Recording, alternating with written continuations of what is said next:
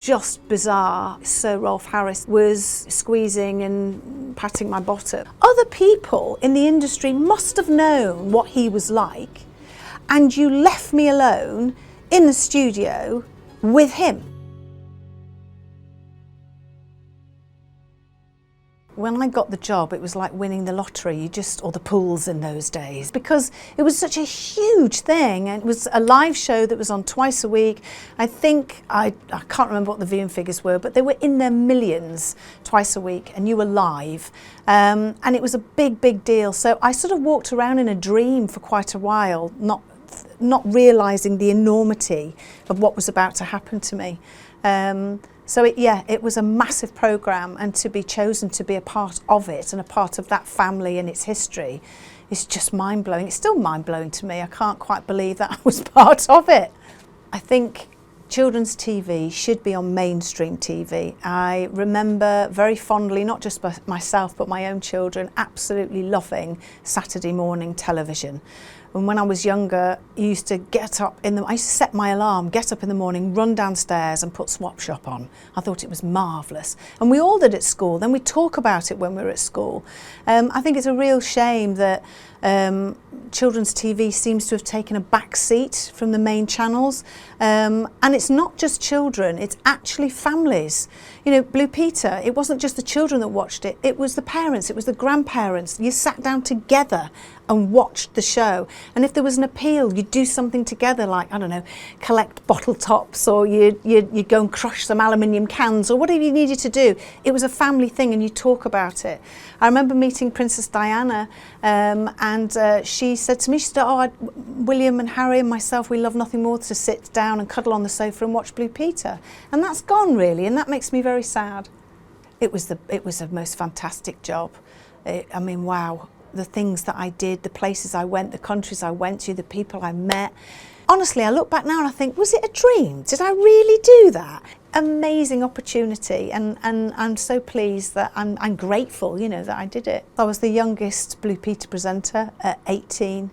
And I look back now and I think, oh my goodness me, I think I was too young to have joined then. You know, it was an interesting transition from being at home, living in Cheshire, you know, come out of college. I worked as a dental nurse for 2 weeks. I did have my own little car. I was quite independent. But it was a small little life, you know. I was very happy, home bird.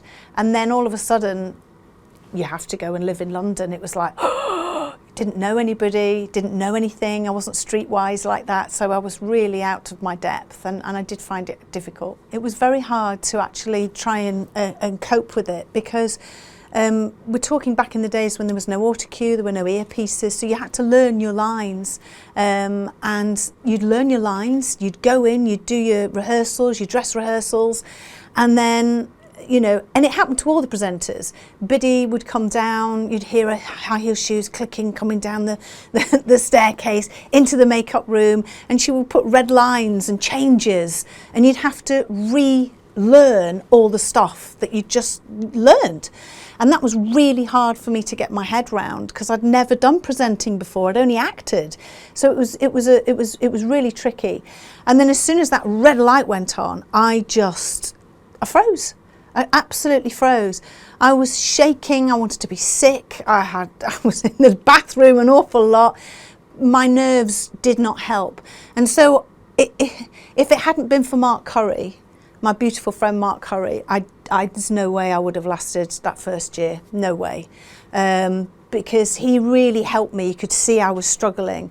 And in fact, it was Mark and Karen, actually Mark, that went up to Biddy and said, look, Yvette's really struggling here. We're the only TV show that doesn't have autocue, doesn't have earpieces.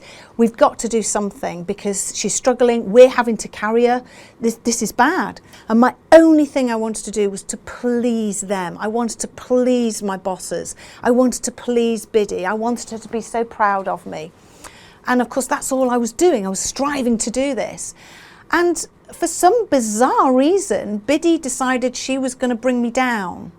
And I don't know why she did it, but it didn't have the effect I think she wanted it to have. Maybe she wanted me to go, I'm going to rise above this and get rid of my nerves, but it didn't go that way. I just went into myself, I went into my shell, I became more nervous, I lost all my self-confidence. And you were always told, Biddy wants to see you in the beat room, which was like a store cupboard really. So you had all your toilet rolls behind you and your sticky pad plastic, and she'd sit behind this desk and basically tell me how useless I was. I was fat, I was useless. And at one point she actually said to me, you know, you are absolutely useless on this show. The only thing you're good at is being with the dog. So we decided that you're going to be with the dog. You're going to live with the dog and you're going to look after it. And I remember thinking, oh, but I don't want to be with the dog. And I just found some friends and I'd moved into a little flat. And she said, no, you move out of that flat. She said, and we found you somewhere to live and you move in there by the end of the week. I said, but I don't know this woman. And you're moving in. It's your choice or else that's it. You're fired. When I first arrived, I stayed at a hotel, then they put me with a family and then they'd ring up that home to make sure that I was in bed by 9 o'clock. And if I wasn't, the next day, you know, I'd be told off, you know, and it felt, it wasn't nice, it wasn't nice, and it didn't help me with my confidence at all. And I went down this spiral of just having no confidence and feeling worthless really and useless. She was brilliant at her job. So I look back, as I say in the book, I look back and I think, yes, it was a horrible time. I did struggle with it. But that woman gave me balls of steel.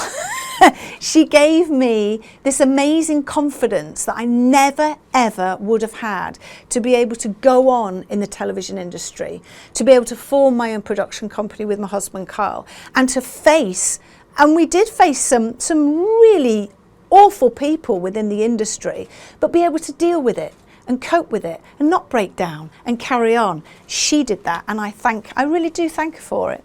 The Rolf Harris thing was very confusing and shocking. Just bizarre to think that Sir Rolf Harris at the time was, you know, squeezing and patting my bottom, and I'm standing there thinking, I don't know what to do. I actually don't know what to do.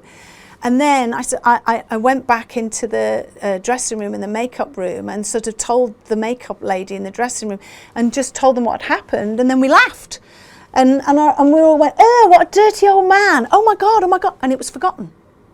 It's only afterwards when it all came out and you think back to that and you think, hang on a minute, other people in the industry must have known what he was like, and you left me alone in the studio with him. That shouldn't have happened and must have been 18, 19. That should have just shouldn't have, if they knew what he was like. And I think a lot of them did know. You know, I didn't really see much of it, but you know, it was a different time when I was 18. You know, I grew up watching Carry On movies and things like that, so it was a different time. I mean, my God, the things that, you know, people did back then in my day, you know, pat of the bum, a twitch, you know, and hey, all of that. Of course, you can't do that today. But then, back then, it was just an everyday occurrence. We'd kind of grown up with it. So for me, if I saw anything like that, it wasn't a huge outrage, but it was something that you go, oh, that's a bit, don't like that. Give that person a wide berth. From what I've heard in the industry, that you know, certain things were brushed under the carpet, obviously, as we know now, and that should never ever happen. It didn't matter what went on. You know, is the show doing well? Are we getting good viewing figures? You know, are we getting a great return on this product? Yes, we are. Keep going. Yes, but this is happening and that's happening. Doesn't matter. Let's just cover it all over. Get on with it. As long as the show's working and we're getting the viewing figures and the money, that's all that they cared about.